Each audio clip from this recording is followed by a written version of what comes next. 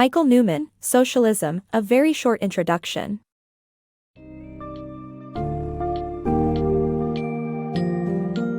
Prepare to delve into the vast and varied world of socialism as we explore the book Socialism, a very short introduction, by Michael Newman.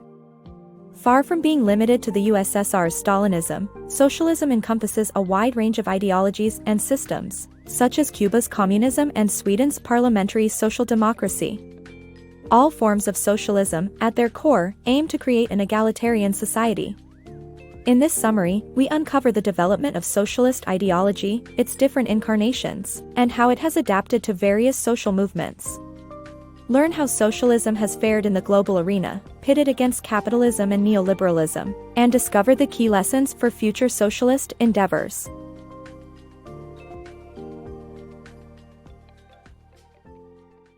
Understanding socialism. Socialism aims to create a society that is equal and fair for everyone. Although many people associate socialism with communism, the truth is that socialism comes in different forms. All types of socialism are rooted in the belief that society's economic system, dominated by capitalism, is responsible for inequalities in income and power.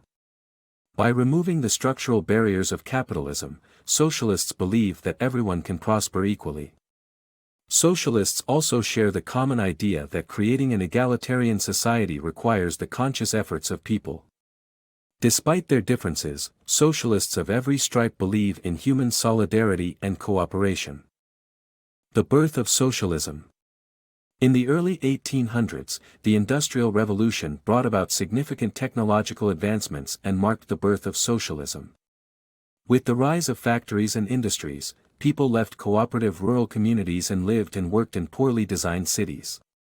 Karl Marx's philosophy of class struggle led to socialist ideology's exponential growth, dividing people into two classes, the bourgeoisie and proletariat.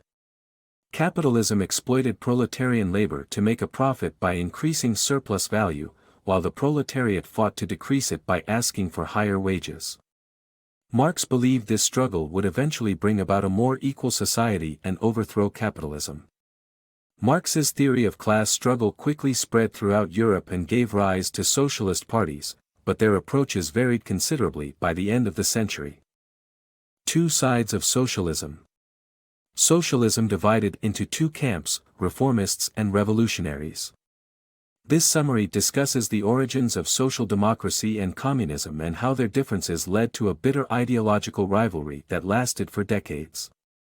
In the late 19th century, socialist organizations shared a common goal of reducing economic inequality and promoting cooperation. However, a gap in Marx's philosophy left room for disagreement on how to implement socialism.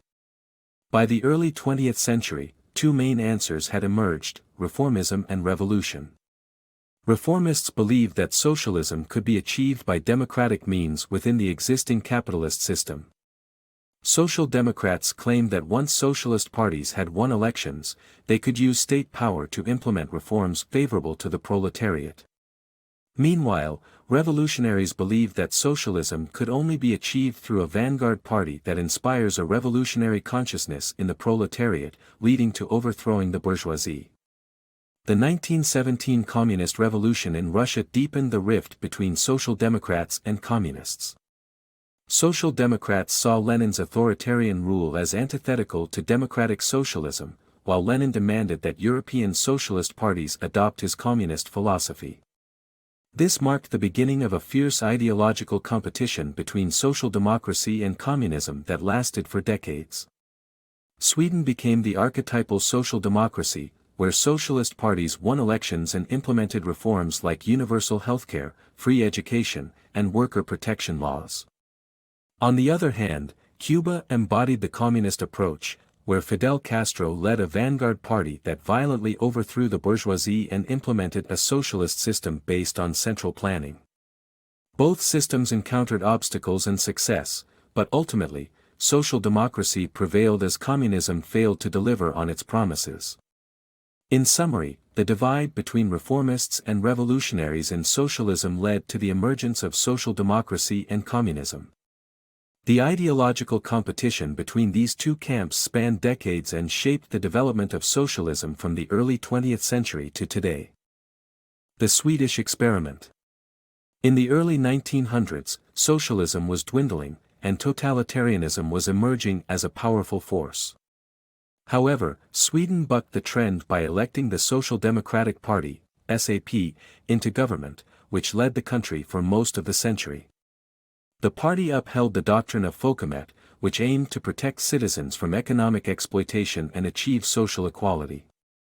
Sweden spent the most money per capita on health care, education and social welfare in the Western world, convincing Swedes that equality was beneficial for all.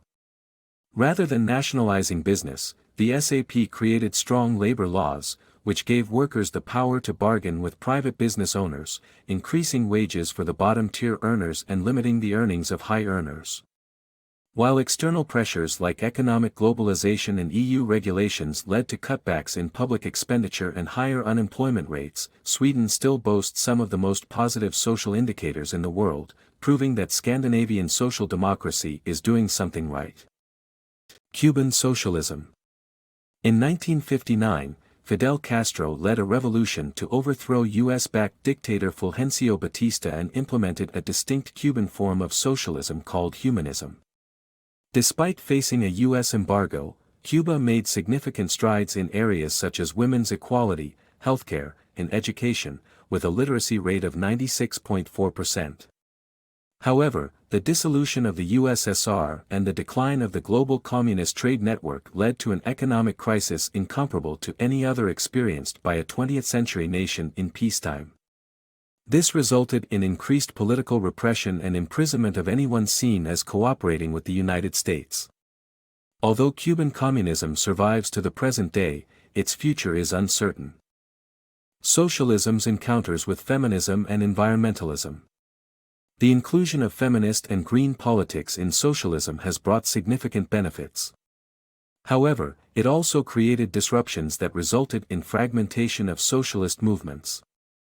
Socialism was initially dominated by men with little space for women or their concerns.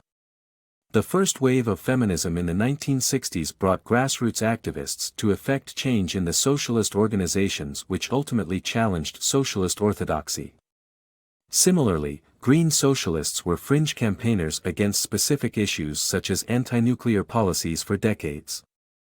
However, after the US refused to sign the Kyoto Protocol in 2001, mainstream socialist thinking began to accept the sustainability of the economy as important as growing the economy today. The inclusion of green and feminist politics has led to many socialist objectives, some of which are contradictory, especially when it comes to damage control caused to the environment versus preserving jobs. The rise and fall of neoliberalism. Neoliberalism emerged as a response to the stagnation of social democracy in the 1970s.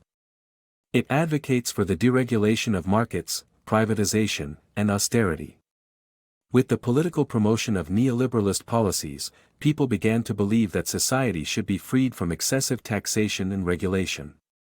This led to severe repercussions, with inequality growing rapidly.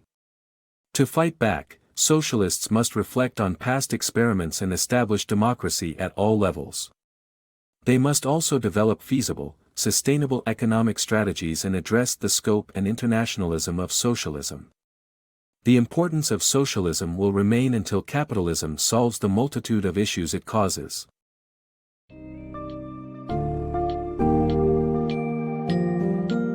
In this journey through Michael Newman's book, we've seen socialism's evolution from early 19th century thought to various forms like Cuban communism and Swedish social democracy. Both forms have recorded remarkable achievements in fostering more egalitarian societies. However, the rise of neoliberalism has challenged socialist ideals worldwide. To reclaim its importance, socialism must be democratic, sustainable, and flexible in adapting to the ever-changing global landscape.